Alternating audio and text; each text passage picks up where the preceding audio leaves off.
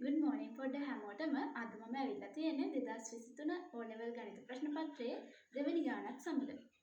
අපි බලමු දෙවෙනි ගානේ මොකද තියෙන්නේ කියලා. ABC ත්‍රිකෝණයේ AB පාදය D දක්වා දික් කර ඇත.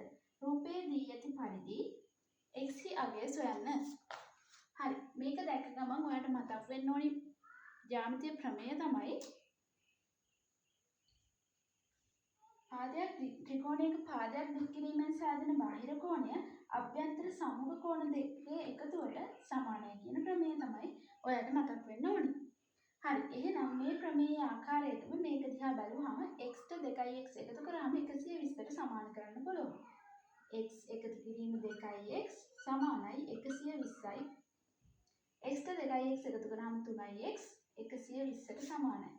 3ෙන් බෙදනවා දෙපැත්තම x සමානයි අංශක 40යි.